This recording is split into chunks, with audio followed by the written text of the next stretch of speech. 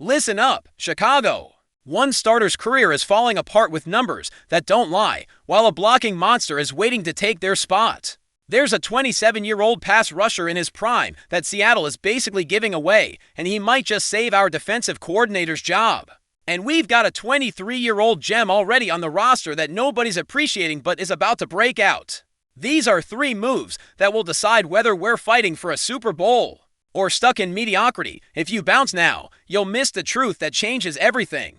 Hit that like button, subscribe, and stick around till the end. Kmet might be playing his final snaps in navy and orange. And I'm not sugarcoating it. When you look at the numbers, when you track Colston Loveland's rise, when you see how Ben Johnson uses tight ends in his system, it all points in one direction.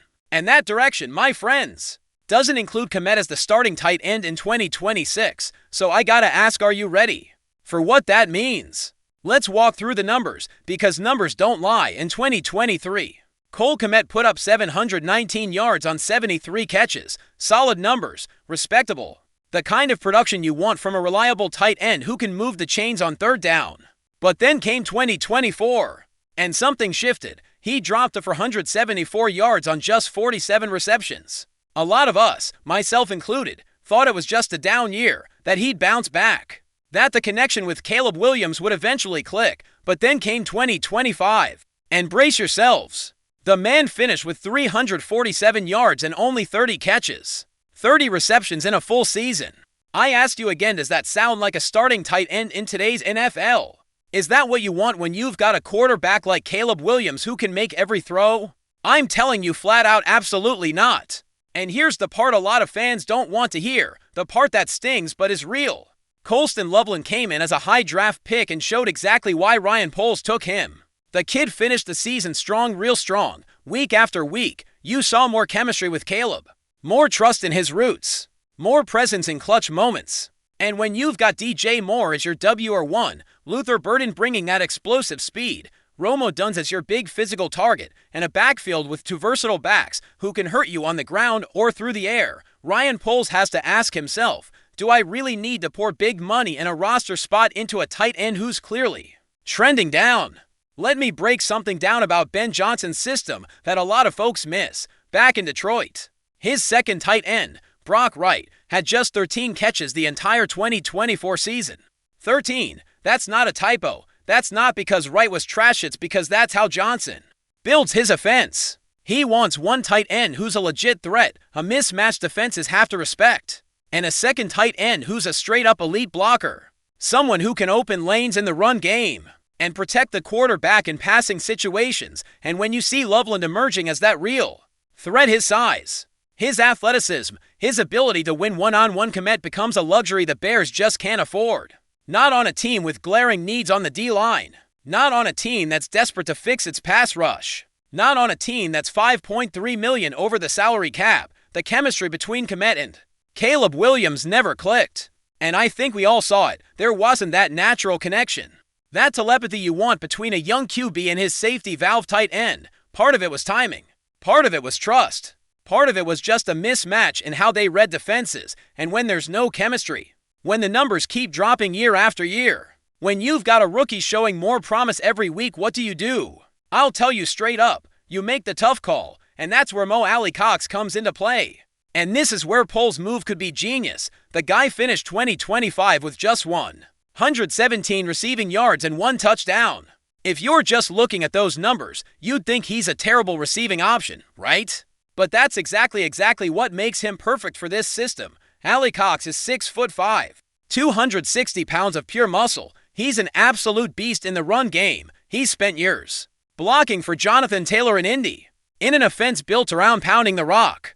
He knows exactly what it takes to be that second tight end in a Ben Johnson system.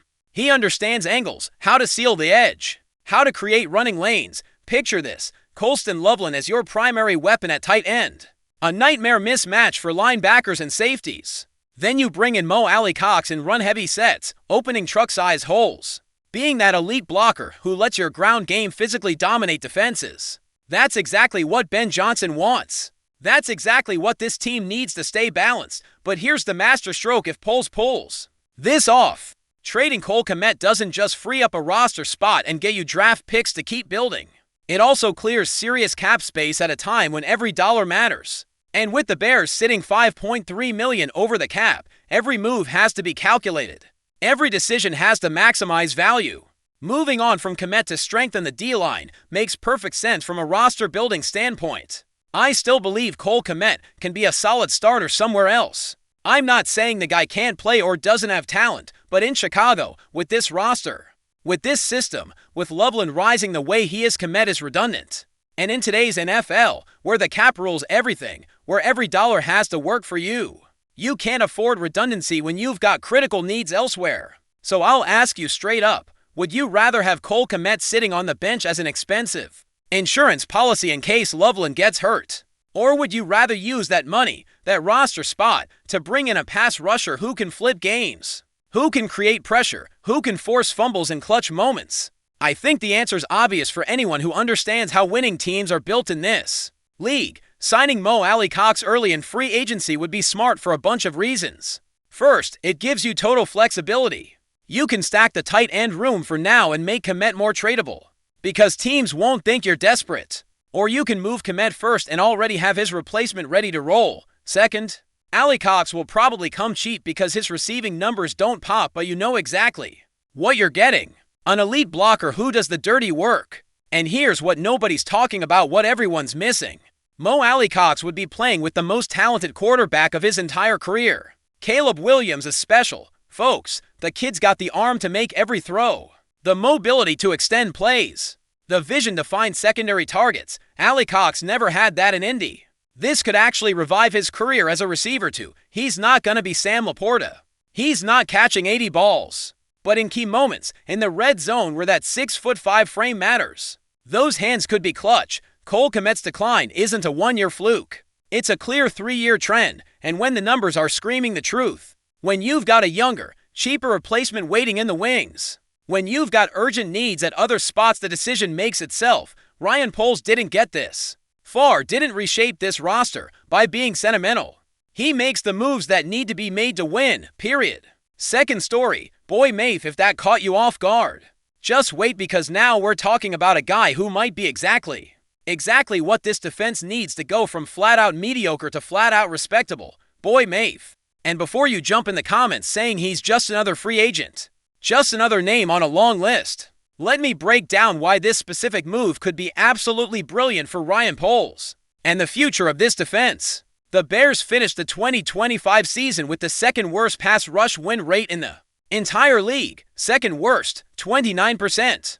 According to ESPN, 29%. Let me ask you seriously, how is Dennis Allen, a defensive coordinator with all the experience and knowledge he's got, supposed to run a competitive defense? A playoff caliber defense with numbers that pathetic? I'm telling you right now, it's literally impossible. Doesn't matter what scheme you run. Doesn't matter what coverages you call, if you can't get pressure on the quarterback, you're gonna lose in this league. And with just 35 sacks all season, 7th worst in the NFL, this defense was a complete disaster when it came to generating any kind of consistent pressure. That's not just bad. That's straight up unacceptable for a franchise with Chicago's defensive tradition. This is the city of the monsters of the Midway, the city of Brian Urlacher, Julius Peppers, Akeem Hicks. This city breeds defense. It lives to see sacks, force fumbles, quarterbacks getting rocked in the pocket. Ben Johnson worked absolute magic with the offense. The man completely flipped this team in 1 year. Took Caleb Williams and turned him into the quarterback we all hoped he'd be. Built a system where DJ Moore, Romo Duns, and Luther Burden can all thrive. But they got as far as they did to wins away from the Super Bowl because they had to rely on last-minute heroics. Miracle comebacks. Caleb making plays only he can make. We all saw it every Sunday. And you know why they had to do that, because the defense couldn't close games. Couldn't get key stops when it mattered most. Couldn't force a 3-and-out when the offense needed the ball back. Couldn't create a turnover when the game was on the line. And the number one reason for that? A complete and total failure to generate pressure on the quarterback. That's where Boye Mafe enters the picture in a big way. And this is where Ryan Poles could pull off something brilliant. The guy is 27 years old, right in the heart of his NFL prime. And yeah, I'll admit he hasn't been the dominant Pro Bowler Seattle hoped for when they took him in the Second round 4 years ago, but let me ask you how much of that is really on him, and how much is about the situation he's been in. Take a good look at Seattle's defense and you'll see what I mean. The Seahawks are absolutely loaded, stacked top to bottom on that side of the ball. They've got talent everywhere, depth at every position. Boye Mafe only started for 17 games in the regular season last year, for starts, not because he's bad, not because he can't play, but because there's just too much talent ahead of him on the depth chart. He's a luxury rotational piece on a team that can afford to have that kind of depth. But now imagine taking that same player and putting him on a team that desperately, urgently needs pass rush production. What happens when you give him 60 to 70% of the defensive snaps instead of 30 to 40? What happens when he becomes a starter, a guy you trust on third downs? I'm telling you, he explodes. His production takes off. Boye Mafe's numbers in 2025, even as a rotational guy, are genuinely impressive when you put them in context. 31 total tackles, 11 solo, 5 passes defended, showing awareness and versatility. 4 tackles for loss, showing he can make plays behind the line. 4 QB hits, showing he can get to the quarterback. 1 fumble recovery, showing he's in the right place at the right time. That's real impact from a guy who's not even playing half the time. Now imagine what he does with full-time reps. Imagine what he does when he's the guy, when he's trusted to bring the heat. I'm telling you, those numbers double, maybe even triple. And here's the real masterstroke. This is where Ryan Poles can absolutely shine. According to Spotrac, Boye Mafe's projected market value is just $8.1 million per year. His next deal will probably land somewhere around 2 years, $16.1 million total. That's nothing. That's a straight-up bargain in today's pass rusher market, where average guys are getting $15 to $20 million a year. Yes, the Bears are $5.3 million over the cap right now. According to Over the Cap, that's true, but after moving some pieces around, after clearing space with the Kmet trade we already talked about, after restructuring a few deals, Boye Mafe becomes totally, completely doable, and for that price, with that low financial risk, it's a bet you absolutely have to make. In his 4 full seasons in the league, Boye Mafe has racked up 106 to 4 total tackles, 71 quarterback pressures, 36 QB hits, 24 tackles for loss, 20 sacks, 14 passes defended, 3 forced fumbles, and 2 fumble recoveries. That's the stat line of a guy who can contribute right away in multiple ways. He's not just a one-trick pass rusher. He can help against the run, drop into coverage occasionally, make plays all over the field. And I'll say this with zero hesitation, all Boye Mafe needs is a change of scenery, a fresh start, a system that values him and gives him real responsibility. Seattle almost traded him at the deadline last season. That tells you everything you need to know about how their front office sees him. They're totally fine letting him walk in free agency, and for the Bears, that's a golden opportunity, high upside, low cost, exactly the kind of move Ryan Poles has made his signature since arriving in Chicago. He doesn't throw dumb money at overrated free agents. He finds value where others don't. Dennis Allen got a pass. He got another shot after a shaky first year as the Bears' defensive coordinator. And I think that was absolutely the right call. The talent just wasn't there. The players weren't there. But let me ask you straight up, does Dennis Allen survive another season with these pathetic pass rush numbers? Does he survive with the second worst win rate in the league? I'm telling you, absolutely not. And Dennis Allen knows that better than anyone. He needs weapons. He needs soldiers. He needs guys who can execute his system the way it's designed. And Boye Mafe might be exactly that, might be the piece that makes the whole scheme work better. Because when you've got even one pass rusher that offensive coordinators have to respect, that they have to chip with a tight end or a running back, that opens things up for everyone else. That gives Austin Booker better one-on-one matchups. That lets your linebackers blitz more effectively. That gives your secondary less time to cover. Chicago's defensive tradition is legendary. It's part of this city's identity. Monsters of the Midway isn't just a nickname, it's a standard. And seeing this team finish with the second worst pass rush win rate in the league is a flat-out embarrassment to that tradition. I think Bears fans deserve better than that. This city deserves better than that. This organization deserves better than that. Boye Mafe isn't gonna be Khalil Mack in his prime. He's not gonna be an all-pro overnight. He's not gonna rack up 15 sacks in year one, but he can be a solid, consistent contributor, a guy who gives you 8 to 10 sacks a season, who pressures the quarterback on 15 to 20% of his rushes, who makes quarterbacks uncomfortable, makes them move, makes them throw off platform, and when you pair that with the continued development of Austin Booker, which we're about to get into, you suddenly have something real to work with. Suddenly you've got the beginnings of a pass rush that can compete in the NFC North against Aaron Rodgers in Green Bay, against the Vikings, against the Lions. The championship window is wide open right now. Caleb Williams is still on his rookie deal, which means you've got max financial flexibility. You've got weapons all over the offense. You've got a head coach in Ben Johnson who knows exactly how to win. But if you don't fix this defense, if you don't find ways to generate consistent pressure, that window slams shut before you even realize it. So I ask you, are you gonna let that happen? Are you gonna waste this opportunity? I don't think Ryan Poles is that kind of GM. I think he understands the urgency. Signing Boye Mafe early in free agency within the first few days sends a clear message to the entire league. It says the Bears are serious, dead serious about fixing their weaknesses. It says they're not settling for almost making it 4 playoff losses. It says this organization finally understands what it takes to win championships in today's NFL. Third story, Austin Booker, but none of that compares to what's coming next. Because now we're talking about a player who's already on the roster, already here in Chicago, and who deserves way more love, way more recognition than what the fans and media are giving. Austin Booker, this kid is exactly the kind of player who can turn into something truly special if he's given the time, the right coaching, and the opportunity to grow. Austin Booker's 2025 season started in the worst possible way. Knee injury in the second preseason game. I think every Bears fan out there thought his second year was a wash, that we'd have to wait until 2026 to see his development continue. The kid had shown real flashes, real promise in his rookie year, and suddenly he's on the sideline in a knee brace, watching his teammates play while he rehabs. That's got to be incredibly frustrating for a young player trying to prove he belongs in this league. But before he got hurt, let me ask you, did you see what Austin Booker did in those 2 preseason games? Did you see the dominance, the burst, the improved technique? 8 tackles and 4 sacks in just 2 preseason games. 2 games that don't even count toward official stats. That's not normal, folks. That's not just a guy getting lucky or going up against scrubs. That's a player who clearly busted his tail all offseason, who leveled up his game, who was ready to make that second-year leap we all hope for from young pass rushers. When he finally came back in Week 9 against Cincinnati, when he finally got back on the field, after months of rehab and frustration, he made his presence felt immediately.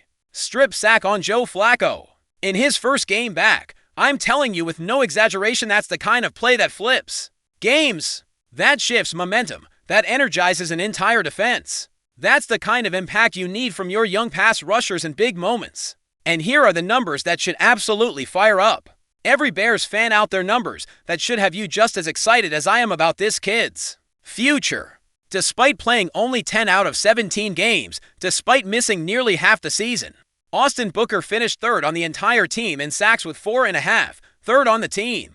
In just 10 games, do the math with me. If you project those numbers over a full 17-game season, you're looking at 7 to 8 sacks. For a second-year player who's still developing, still learning the game, that's extremely promising.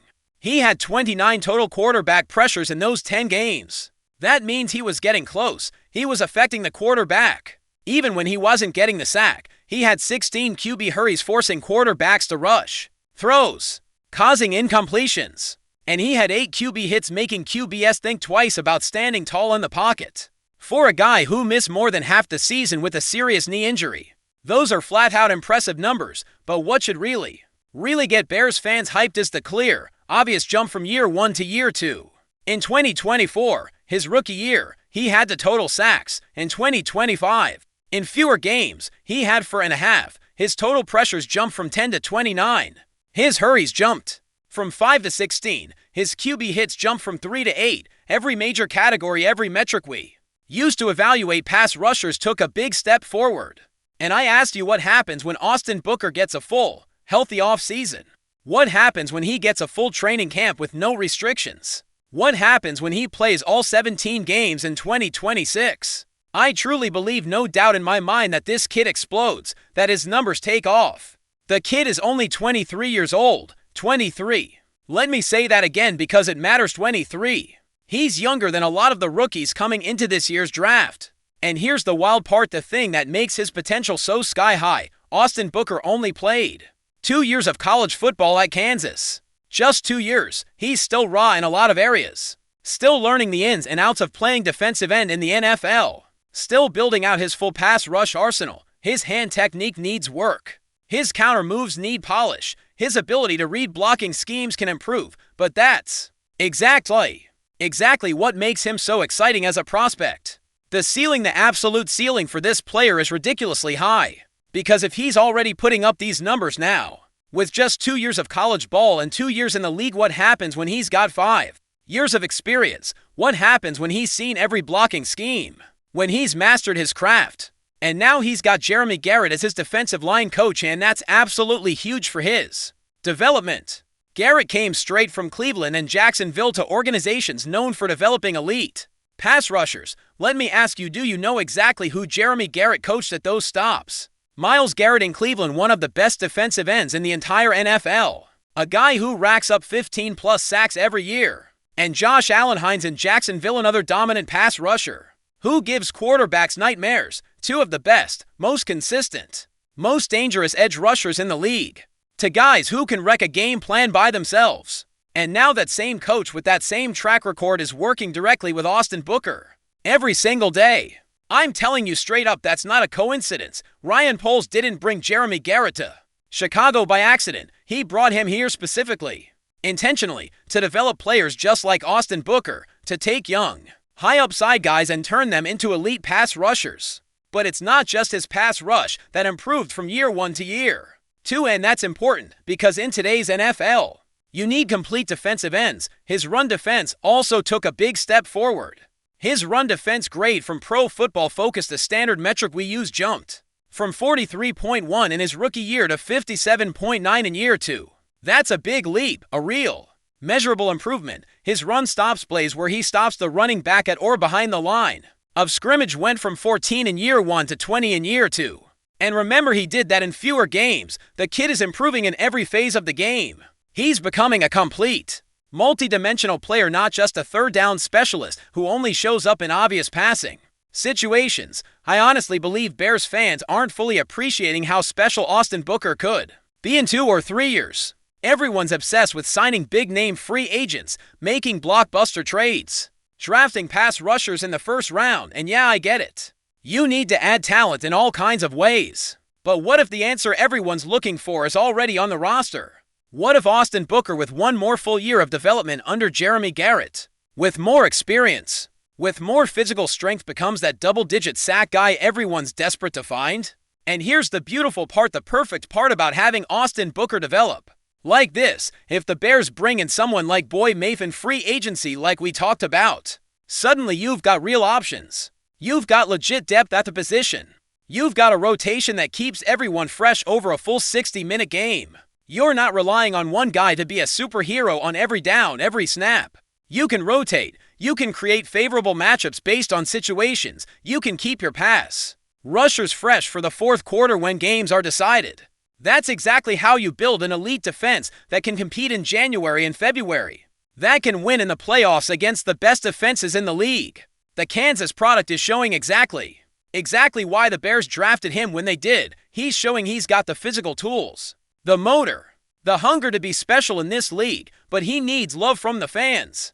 He needs the fan base to believe in him. He needs the organization to keep investing and putting him in positions to succeed, to give him the tools and coaching to maximize his potential. And I firmly believe with Ben Johnson setting the tone and culture on offense, with Dennis Allen getting another shot and more resources on defense, with Jeremy Garrett specifically developing the D-line, Austin Booker is in the absolute perfect situation to take that massive next step in his development. Look at the great pass rushers in NFL history, the guys in the Hall of Fame or on their way there. A lot of them, most of them, didn't break out until year 3 or 4. They needed time to develop their full move set, to fully understand offensive schemes, to build that grown man NFL strength. That only comes with years in a pro strength and conditioning program. Austin Booker is right on that development timeline. And I'm telling you, 2026 could very well be the year it all clicks for him. When the technique, the experience, the physical strength, the coaching, all of it comes together. And suddenly, You've got a Pro Bowl caliber pass rusher. Let me ask you directly, doesn't it feel more exciting, more satisfying, to watch a player your team drafted grow into a star than just buying a ready-made star in free agency? I think absolutely yes. There's something special, something unique about watching a kid grow in your system, in your city, in your jersey, developing from rookie to star right in front of your eyes. And Austin Booker has absolutely everything: the potential, the tools to be that kind of player for the Chicago Bears. This upcoming offseason is going to be absolutely critical. For his continued development, he needs to grind on his hand technique, on how he sheds blocks. He needs to expand his pass rush move set beyond just speed rush. He needs to keep building functional strength to be more consistent against the run. But all of that is fixable. All of that is coachable. And with Jeremy Garrett, with his track record, with his experience developing Myles Garrett and Josh Allen Hines, Austin Booker has exactly the coach he needs to reach his full potential. So there you have it, folks. 3 stories that are going to completely shape the Chicago Bears offseason. 3 moves that will decide whether this team takes the next step toward being a real contender or falls short again. Cole Kmet likely packing his bags while Colston Loveland and Alie-Cox get ready to take full control of the tight end room. Boye Mafe sitting in free agency as the perfect high upside, low-cost solution to that pathetic pass rush that's haunted us. And Austin Booker, the kid who's already here in Chicago, who just needs a little more love, a little more development to become something truly special. Let me ask you straight up about Cole Kmet. Do you think Ryan Poles should trade him right now while he still has real market value? Or wait and hope he somehow bounces back in 2026? I firmly believe the smart move, the right move, is to trade him now, use those resources to fix the defense, and go all in on Colston Loveland. But I want to know exactly what you think. Drop your thoughts in the comments. On Boye Mafe, do you believe he's really the answer to the pass rush, or should we aim higher and spend more money on a bigger name in free agency? I'm telling you, at that price, with that potential, with that low risk, it's a bet you absolutely have to make. But let me know if you agree or if you'd rather chase a more established name. And on Austin Booker, do you honestly believe he can become a double-digit sack guy in 2026, or does he still need more time, more development? I think with a full, healthy season and Jeremy Garrett in his ear, the kid hits 10 sacks easy, maybe more. But I want to hear your specific predictions. This offseason is going to be absolutely critical for the future of this franchise. Ben Johnson already proved he can flip an entire offense in 1 year. Now we desperately need Dennis Allen to do the same on defense. We need Ryan Poles to make the right moves, the smart decisions in free agency and the draft. We need this organization to finally understand that the championship window is wide open right now, and we absolutely cannot waste it. If you think the Bears should move on from Cole Kmet and bring in Boye Mafe, smash that like button right now. If you believe Austin Booker is going to be an All-Pro someday, hit that subscribe button. And if you want to be part of this family, this community of fans who live and breathe Navy and Orange, who understand what it means to be from Chicago, who know this city deserves a championship after decades of waiting, then join us, because I guarantee you tomorrow we're going to have more explosive Bears news. I guarantee this offseason is going to be packed with moves that will change the future of this franchise forever. And you can't afford to miss a single second of that coverage. Drop all your thoughts in the comments below. Let me know if you agree with my takes or if you think I'm completely off the rails. Tell me what other specific moves you want the Bears to make this offseason. This is a conversation, not a monologue. We're a family here, and your voice matters. Bear down. Chicago, I'll see you in the next video.